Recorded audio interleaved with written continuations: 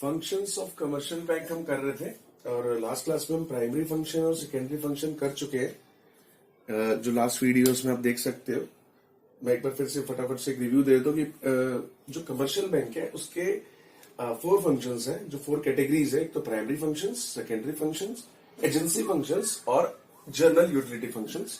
Primary function में हम पढ़ चुके एक्सेप्टिंग डिपॉजिट और एडवांसिंग लोन। ये इसके 2 फंक्शन है कि डिपॉजिट एक्सेप्ट करता है बैंक, कमर्शियल बैंक, और लोन्स देता है। दूसरा इसका सेकेंडरी फंक्शन है कि ओवरड्राफ्ट फैसिलिटी देता है और हमारे बिल ऑफ एक्सचेंज को डिस्काउंट करता है। ये हम पढ़ चुके हैं पिछले वीडियो में, डिटेल चाहिए तो आप वो देख लेना। आज हम कर रहे हैं इसके एजेंसी फंक्शंस। एजेंसी फंक्शन में क्या होता है कि बैंक ना हमारा एजेंट बन के काम करता है। हमारा मतलब, अगर मैं बैंक का कस्टमर हूं, अगर बैंक में मेरा अकाउंट है, ठीक है, तो बैंक में अगर मेरा अकाउंट है तो बैंक एज अ एजेंट, जैसे अगर मैं एक बिजनेस कर रहा हूं तो अपना एक एजेंट रख देता हूं ना कि जहां मेरे लिए ये काम कर ले, मेरे लिए वो काम कर ले। तो बैंक भी एक तरह का एजेंसी फंक्शन, मतलब एजेंट बन के काम करता है। क्या क्या काम करता है? पहला, ट्रांसफर ऑफ फंड्स। बैंक हमारे लिए, हमारे कहने पे फंड्स को ट्रांसफर करता है। अगर मैं चाहता हूं, मैं किसी को पैसे देना चाहता हूं, तो मैं उसको चेक दे देता हूं, तो वो चेक दिखाता है और बैंक उसे मेरे अकाउंट से निकाल के उसके अकाउंट में ट्रांसफर कर देता है। अगर मैं इवन पर्सन टू पर्सन, क्या, अगर मैं प्लेस यानी कि यहां से 1000 किलोमीटर दूर किसी को पैसे देना चाहूं, ट्रांसफर करना चाहूं, तो बैंक मेरे कहने पे वो भी करेगा, है ना। ट्रांसफर ऑफ फंड्स चाहे चेक से करता हो, चाहे वो एनईएफटी है और आरटीजीएस है, तो ऐसे बहुत सारे आजकल इलेक्ट्रॉनिक भी हो गए हैं।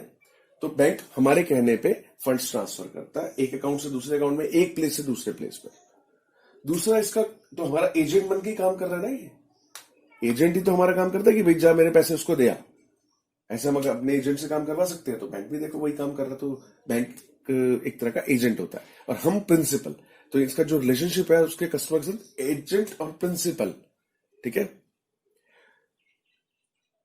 अगले इसका जो काम है वो है कलेक्शन एंड पेमेंट। बैंक हमारे लिए हमारे फंड्स कलेक्ट भी करता है, यानी कि अगर मुझे किसी से पैसे लेने हैं, ठीक है, तो बैंक, मैं सिर्फ चेक दिखाऊंगा बैंक को, बैंक अपने आप उसके अकाउंट से पैसे निकाल के मेरे अकाउंट में ट्रांसफर कर देता है, कलेक्शन कर लेता है मेरे लिए। और पेमेंट, अगर मुझे कोई बिजली का बिल देना है, टेलीफोन का बिल देना है, कोई भी पेमेंट करनी है किसी को, तो मेरे कहने पे बैंक पेमेंट भी करता है मेरे एक्सपेंसेस की, ठीक है। अगला इसका फंक्शन है purchase and sale of foreign exchange and securities. अगर मुझे फॉरेन एक्सचेंज खरीदना है, जैसे मुझे डॉलर्स, फॉरेन एक्सचेंज का मतलब हो गया डॉलर्स है, पाउंड्स है, ठीक है, येन है, दरहम है, तो अगर मुझे ये सब चीजें खरीदनी है, जैसे मुझे मान लिया फॉरेन कंट्री जाना, फॉरेन कंट्री जाना, तो मुझे वहां पे रुपये तो चलेंगे नहीं, वहां पे तो डॉलर्स चाहिए होंगे। तो वो डॉलर्स कहां से लाऊंगा मैं? तो फॉरेन एक्सचेंज मैं अपने बैंक से अपनी करेंसी देकर उससे फॉरेन एक्सचेंज ले सकता हूँ, फॉरेन करेंसी ले सकता हूँ, ठीक है। और अगर मेरे पास फॉरेन करेंसी फिर एक्स्ट्रा बचती है तो मैं वापस उसको देकर रुपये भी ले सकता हूँ, ठीक है। तो अगर मुझे परचेज या सेल करनी है फॉरेन करेंसी या सिक्योरिटी, सिक्योरिटी का मतलब शेयर्स हो गए, बॉन्ड्स हो गए, तो अगर मुझे शेयर्स खरीदने वो भी मैं अपने बैंक के थ्रू उसको ऑर्डर देकर खरीद सकता हूँ। अगर मेरे पास शेयर्स रखे हैं तो मैं बैंक के थ्रू उसको सेल भी कर सकता हूँ किसी और पर्सन को। तो बैंक हमारे लिए परचेज और सेल करता है फॉरेन एक्सचेंज की और सिक्योरिटीज की। उसके बाद अगला उसका जो एजेंसी फंक्शन है वो है ट्रस्टी एंड एग्जीक्यूटर। कि बैंक एक तरह का अपने प्रिंसिपल का, यानी कि जो अपना उसके अंदर अकाउंट होल्डर है, तो उसका ट्रस्टी होता है और एग्जीक्यूटर होता है। उसका ट्रस्टी कैसे, मतलब कि वो ट्रस्ट पे उसकी बहुत सारी चीजें अपने पास रख लेता है। जैसे कि मान लिया एक किसी बैंक होल्डर है, बैंक अकाउंट होल्डर है, तो उसने अपनी विल बैंक को दे दी कि भाई मेरे बाद अगर मेरी जो प्रॉपर्टी है वो बैंक को कह जाता है कि तुम ही संभालोगे, और उसके बाद अगर कोई उसका वारिस आ जाता है, ठीक है, तो उसको ट्रांसफर कर देना। या मान लिया कोई ओल्ड पर्सन है, उसके आगे पीछे उसका बेटा भी छोटा है और वो एक्सपायर हो जाता है, तो बैंक उस ओल्ड पर्सन की सारी प्रॉपर्टी, उसका सारा बिजनेस अपने पास ट्रस्ट में अपने पास रखेगा, ठीक है। और जब उसका बेटा मेजर हो जाएगा, यानी कि 18 साल का हो जाएगा, या और भी कोई भी उसका लीगल हायर होगा जो वारिस होगा, उसको वो समय आने पे ट्रांसफर भी कर देता है। तो इस तरह से बैंक एक ट्रस्टी और एग्जीक्यूटर का भी काम करता है। तो देखो ये सारे के सारे बैंक एक एजेंट बनकर काम करता है, ठीक है, इसलिए इसे एजेंसी फंक्शंस बोलते हैं। उसके बाद और बैंक के फंक्शन है general utility functions. General utility functions में बैंक हमें और भी बहुत सारे फंक्शंस करता है हमारे लिए, जैसे लॉकर फैसिलिटी। बैंक हमें लॉकर फैसिलिटी देता है। लॉकर फैसिलिटी जैसे कि हम अपना कीमती सामान या कुछ भी कागजात डॉक्यूमेंट्स वगैरह वहां पे सेफ रख सकते हैं। उसके बदले में वो अलग बात है कि वो रेंट लेता है, लेकिन हमें लॉकर फैसिलिटी देता है। दूसरा ट्रैवलर्स चेक, वो हमें ट्रैवलर्स चेक बनाकर देता है। ये भी बैंक का एक फंक्शन है। ट्रैवलर्स चेक का मतलब, मान लिया मुझे यूएस जाना है, ट्रैवल करना है। अब यूएस जाके मुझे ट्रैवल करना है, वहां पे मुझे लाखों रुपए भी लेके जाने हैं, तो इतना दूर जाना, पैसे उठाकर, कैश उठाकर जाना, चलो मैंने रुपये को ट्रांसफर कर लिया डॉलर्स में, तो डॉलर्स उठा के जाना, मान लिया मुझे लाखों डॉलर्स लेके जाने, तो बड़ा रिस्की है। तो मैं क्या करूंगा, अपने यहां पर मान लिया 50 लाख बैंक में जमा कराऊंगा, तो बैंक उसका एक चेक बना के मुझे दे देगा। ट्रैवलर चेक बोलते हैं। मैं वो चेक जेब में डालूंगा, ट्रैवल करूंगा जहां मुझे जाना है, और जिस जगह पे जाना है वहां पर उस चेक को देकर वो 50 लाख रुपए वहां से मेरे को मिल जाएंगे। तो ये होता है ट्रैवलर्स चेक। मतलब कि कैश कैरी करने का जो एक प्रॉब्लम थी वो बैंक ने सॉल्व कर दी, ठीक है। उसके बाद है नेक्स्ट इसका function letter of credit. Letter of credit का मतलब, मान लिया मैं एक बिजनेसमैन हूं, मैंने किसी दूसरी एक कंपनी से, एक बिजनेसमैन से डील की, लेकिन दूसरे बिजनेसमैन को मुझ पे विश्वास नहीं हो रहा कि भाई मेरी, वो नहीं जानता कि मेरी वर्थ क्या है, कि मतलब मैं उसके साथ बिजनेस कर पाऊंगा नहीं कर पाऊंगा। वो मेरी फाइनेंशियल पोजीशन को कैसे जानता है, नहीं जानता है ना। तो अब वो कैसे जानेगा, मैं उसको कैसे विश्वास दिलाऊंगा अभी, हाँ मैं बिजनेस कर सकता हूँ तेरे साथ, या मैं तेरे पैसे लेके नहीं भागूंगा। तो मैं कैसे उसको, एक तरह का उसको मैं कैसे विश्वास दिलाऊं। तो बैंक मुझे एक लेटर ऑफ क्रेडिट बना के देगा। लेटर ऑफ क्रेडिट का मतलब, बैंक उस लेटर में सारा कुछ मेरे बारे में लिख के दे देगा कि भाई इसके इतना अकाउंट है, इतना पुराना अकाउंट है, इसके अकाउंट में इतने पैसे होते हैं, इसका बिजनेस इतने टर्नओवर है इसके बिजनेस की। तो जो भी मेरे बारे में जो सच बातें होंगी वो एक लेटर बना के दे देगा बैंक, अपनी स्टैंप लगा के। तो मैं वो लेटर सामने वाले को दे दूंगा, उससे उस बंदे को, सामने वाली जो पार्टी है, उसको विश्वास हो जाएगा कि मेरी कितनी वर्दीनेस है, मेरी कितनी क्रेडिट वर्दीनेस है। मतलब मैं कितना पानी में हूं, कितना मेरी फाइनेंशियल पोजीशन कैसी है, स्ट्रांग है, वीक है। तो वो मेरे पे विश्वास नहीं करेगा, लेकिन बैंक अगर अपना लेटर दे रहा है तो बैंक पे वो विश्वास करेगा, ठीक है। तो ये लेटर ऑफ क्रेडिट बनाकर कौन देगा, बैंक। तो ये भी बैंक का एक फंक्शन है। तो इस तरह से बैंक के, कमर्शियल बैंक्स के ये 4 फंक्शन है।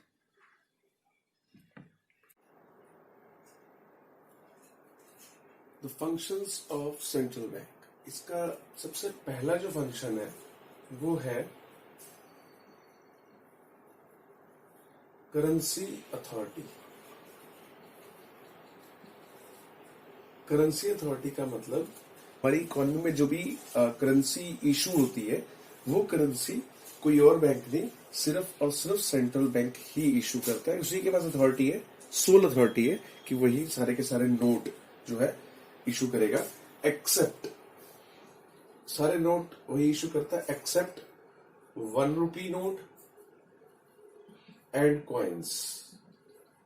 ये 1 रुपी नोट और कॉइन्स जो है ये गवर्नमेंट ऑफ इंडिया यानी कि भारत सरकार इशू करती है। अदरवाइज इसके अलावा जितने भी करेंसी है वो सबके सब सेंट्रल बैंक इशू करता है। अब सिर्फ सेंट्रल बैंक को ही क्यों ऐसा अधिकार दिया है, कुछ उसकी वजह है। नंबर एक तो ताकि उसमें यूनिफॉर्मिटी बनी रहे, करेंसी में यूनिफॉर्मिटी, क्योंकि अगर एक ही एंड से प्रिंट होगी तो वो एक जैसा होगा, तो यूनिफॉर्मिटी बनी रहे।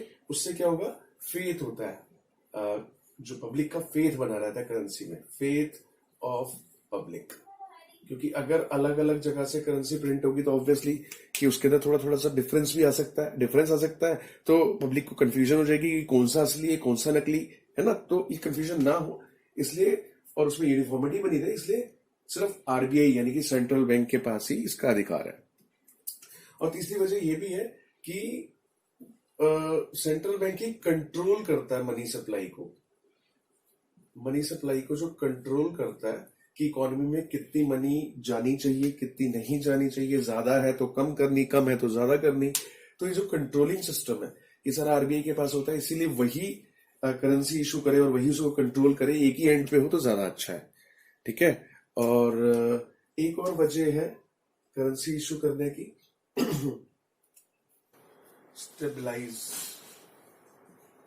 Stabilization in the value of currency, ताकि करेंसी की जो वैल्यू है वो स्टेबल रहे। अब करेंसी की वैल्यू स्टेबल रहे मतलब कि हमारी जो करेंसी है वो डॉलर के मुकाबले में उसका रेट अप डाउन होता रहता है ना, तो गवर्नमेंट को यानी कि बहुत सारे ऐसे फंक्शंस करने होते हैं ताकि जो हमारी जो करेंसी की वैल्यू है इन कंपैरिजन टू डॉलर, कि डॉलर के मुकाबले में जो रुपए की वैल्यू अप डाउन होती रहती है ना, तो वो स्टेबलाइज रहे, मतलब बहुत ज्यादा डाउन ना हो, अप ना हो। तो बहुत सारे ऐसे फंक्शंस करने होते हैं, तो इसलिए आरबीआई के पास ही आरबीआई ही वो फंक्शंस भी परफॉर्म करता है। इसीलिए आरबीआई अकेला ही ऐसा है जिसको करेंसी की अथॉरिटी दी जाती है, इन सब वजहों की, इन सब रीजंस के कारण। ठीक है। तो दूसरा सेंट्रल बैंक का जो फंक्शन है वो है banker to the government. Central bank जो है गवर्नमेंट का बैंकर है। जैसे पब्लिक का बैंकर कौन होता है? अगर पब्लिक को हमें अकाउंट खुलवाना है तो हम कमर्शियल बैंक में अकाउंट खुलवाते हैं, है ना, जैसे आईसीआईसीआई, एचडीएफसी, पीएनबी, एसबीआई, इन सब में अकाउंट खुलवाते हैं। अगर गवर्नमेंट को अपना अकाउंट ओपन करना है तो गवर्नमेंट अकाउंट कहाँ ओपन करेगी? आरबीआई में, सेंट्रल बैंक में। यानी कि सेंट्रल बैंक क्या करता है गवर्नमेंट के लिए? एक तो ये गवर्नमेंट का करंट अकाउंट ऑपरेट करता है। ठीक है। करंट अकाउंट यानी कि गवर्नमेंट को जो पैसा जो मेंटेन करना है, गवर्नमेंट ने जो पैसा रखना है वो आरबीआई में रखती है अपने अकाउंट में। दूसरा, आरबीआई गवर्नमेंट के लिए transfer and accept funds transfer करने हो, किसी को गवर्नमेंट ने ऑर्डर दिया कि इसको पैसे देने हैं या कहीं से गवर्नमेंट के पास पैसे आने हैं, तो वो सब काम जो है आरबीआई करता है। यानी कि आप ये देख रहे हो, ये वही वाले काम है जो एक आम आदमी के लिए कमर्शियल बैंक करता है, ये वही वाले काम है, बस ये गवर्नमेंट के लिए सेंट्रल बैंक करता है। तीसरा, और ये गवर्नमेंट के लिए क्या काम करता है? उनको टाइम टू टाइम बहुत सारी सजेशंस भी देता है, suggestions in policy making. Government को पॉलिसी बनानी होती है, जैसे कुछ भी फाइनेंशियल सजेशंस चाहिए होते हैं तो आरबीआई उनको सजेस्ट भी करता है। और gives loans and advances. Central bank he government को अगर कभी पैसों की जरूरत पड़ती है तो उनको लोन्स एडवांस भी प्रोवाइड कराता है। तो ये गवर्नमेंट सेंट्रल बैंक के फंक्शन थे गवर्नमेंट के लिए। ठीक है। अब सेंट्रल बैंक के और फंक्शंस देखो। Third, banker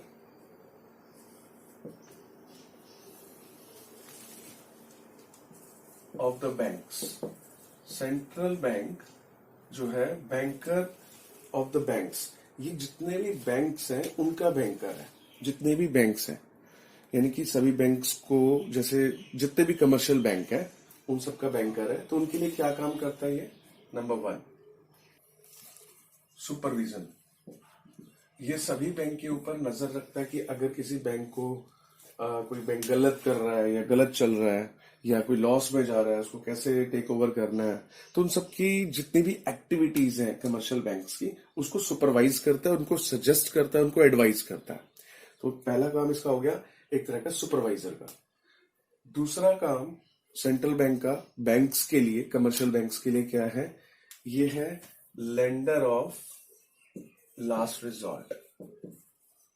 lender of last resort का मतलब है कि ये बस सभी बैंक्स के लिए यही एक आखिरी रास्ता है पैसे लेने के लिए। अगर किसी पर्सन को पैसे की जरूरत होगी तो कहा जाएगा बैंक के पास, लेकिन अगर बैंक को पैसों की जरूरत होगी तो उसके पास क्या ऑप्शन है? बस एक ही रिजॉर्ट, लास्ट रिजॉर्ट है, आरबीआई। ठीक है। तो कमर्शियल बैंक्स के लिए ये एक तरह का लेंडर है, लास्ट रिजॉर्ट। उसके बाद custodian of custodian of cash. जितनी भी कैश होता है पूरी इकोनॉमी में जितना भी कैश आरबीआई को इनपुट करना है, डालना है, तो वो बैंक्स के थ्रू ही डालते हैं। ठीक है, लोन्स के थ्रू ही डाला जाता है। तो सारा का सारा जो कैश है किसकी कस्टडी में रहता है? आरबीआई की कस्टडी में।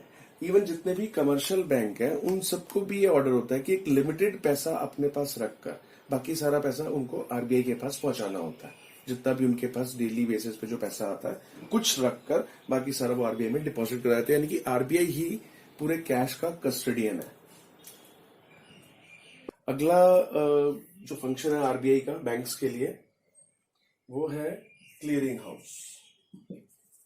क्लियरिंग हाउस, आरबीआई जो है क्लियरिंग हाउस का भी काम करता है। क्लियरिंग हाउस मतलब क्या होता है? जैसे कई सारे बैंक हैं तो वो जो बैंक्स की आपस में डीलिंग होती है, मैं एग्जांपल लेता हूँ, मान लिया एसबीआई और एक एचडीएफसी। ठीक है, मेरा अकाउंट है एसबीआई, आपका है एचडीएफसी। आपने मुझे फीस का चेक दिया तो मैं चेक कहाँ डालूंगा? ये मेरा बैंक है, मी, ये यू, ये आपका बैंक है। तो आप मुझे फीस का जो चेक दोगे वो मैं कहाँ डालूंगा? ऑब्वियसली एसबीआई में। लेकिन आपके पैसे तो इसमें है, तो एसबीआई वाले मुझे पैसे क्यों दे देंगे? क्यों देंगे एसबीआई वाले मुझे पैसे? क्योंकि आपका अकाउंट तो इसमें है। तो जब मैं चेक एसबीआई में डालूंगा, आपका दिया हुआ चेक एसबीआई में डालूंगा, तो एसबीआई वाले पहले एकदम अचानक एकदम मुझे पैसा नहीं दे देंगे। एसबीआई वाले पहले कंफर्म करेंगे एचडीएफसी से, जहां आपका अकाउंट है, कि वाकई में आपके अकाउंट में इतने पैसे हैं।